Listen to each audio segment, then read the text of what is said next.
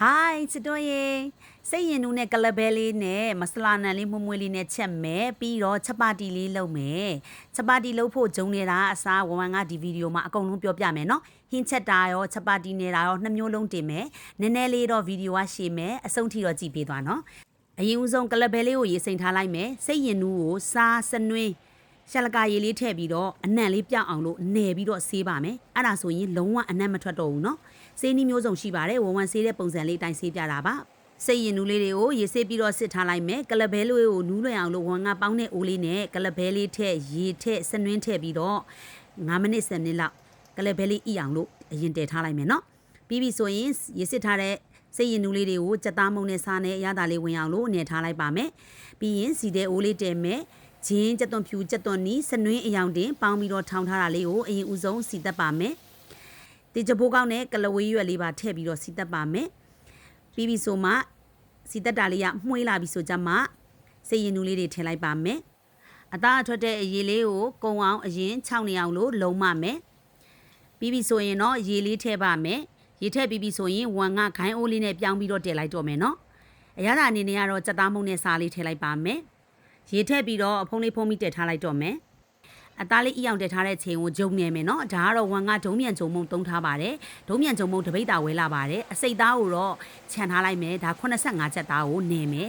ကျုပ်နှလုံးထည့်မယ်စားတစွန်းထည့်မယ်စီပဲစီ3စွန်းထည့်မယ်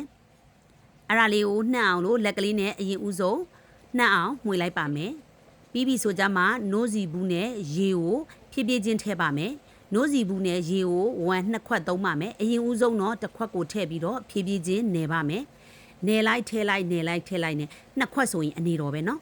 ဒီမှာ तू ကတကယ်လို့လက်မှာတအားကက်တယ်စီးတယ်ဆိုရင်တော့ခုနချန်ထားတဲ့ဂျုံလေးတွေကနည်းနည်းလေးထည့်ထည့်ပြီးတော့အကုန်မဟုတ်ဘူးเนาะနည်းနည်းလေးလက်ကလေးမကက်ရုံနည်းနည်းလေးထည့်ထည့်ပြီးတော့နေပေါ့เนาะဒီလိုမျိုးလေးလက်ဖက်နောက်လေးနဲ့ဖိပြီးတော့အားထည့်ပြီးတော့နေရပါတယ်ပြီးပြီဆိုရင်တော့ဒါနှံ့ပြီးတော့ဂျုံသားလေးကနည်းနည်းလေးချောလာပြီဆိုရင်တော့ဒါကိုဝမ်ကထုပါမယ်ဒီလိုမျိုးနာနာထုရင်ဂျုံသားကဣပြီးတော့ပြော့ပါတယ်ကဲထုလာလေးရလဲဒီလိုမျိုးလေးဂျုံသားလေးရလဲညက်ပြီးဣလေးဖြစ်ပြီးဆိုရင်တော့ဒါရပါပြီအဲ့ဒါတန့်နဲ့လက်တုပ်ပွားလေးတစ်ခုကိုရေလေးစွတ်ရေကိုပြောင်းနေအောင်လို့ညှစ်ပြီးတော့ကြတော့ဝမ်ကဒီဂျုံလေးပေါ်မှာအုပ်ပြီးတော့နှက်ထားလိုက်တော့မယ်နော်ကဲဂျုံလေးလည်းနယ်ပြီးပြီဆိုရင်တော့စိတ်ရင်နူးလေးတွေကိုသွားကြည့်လိုက်အောင်မယ်စိတ်ရင်နူးလေးတွေကလည်းအသားလေးတွေကနူးပြီဆိုရင်တော့ခုနပြုတ်ထားတဲ့ကလဘဲလေးတွေကိုထည့်လိုက်ပါမယ်ဒီနေ့ကဝမ်ကစီလေရီလေလေးချက်တာဖြစ်ပါတယ်ကလဘဲလေးထည့်မယ်မဆလာလေးထည့်မယ်ပြည့်တော်သိမ်ရွယ်လေးထည့်မယ်ပေါ့နော်မဆလာကတော့ဘာမဆလာသုံးလဲမမင်းနဲ့နော်ဝမ်မာမီဖော်တဲ့မဆလာသုံးတာနော်ဝမ်ကမဆလာဆိုရင်ဘယ်တော့မှဝယ်မသုံးရဘူးကဲပြီးပြီဆိုရင်ဒါလေးကိုပွက်အောင်တက်ထားလိုက်မယ်ဒီလိုမျိုးလေးပွက်ပြီးတော့စီလေးကလည်းနည်းနည်းပြန်ပြီးစီလေရီလေလေးဆိုရင်ရပြီနော်စီပြန်လေးချက်လေးကောင်းတယ်နော်ဒါကတော့ဒီနေ့တော့စီလေရီလေလေးပေါ့ကဲချပါတီဖုတ်တော့မယ်ဂျုံလေးဖြူးမယ်ပြီးရင်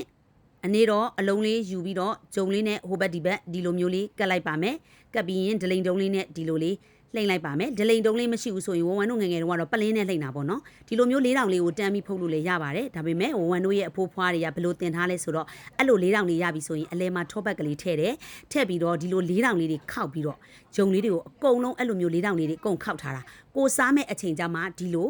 လှိမ့်ပြီးတော့ဖုတ်တာပေါ့နော်ဒါကတော့ဝမ်တို့ရဲ့အဖိုးဖွားတွေလုပ်တဲ့လုံနီးလေးပေါ့နော်လုံနီးလေးကတော့မျိုးစုံရှိပါတယ်ဒါဆိုရင်အလဲမှာထက်တရလေးလိုပဲလေအလွှာလေးတွေဖြစ်သွားတာ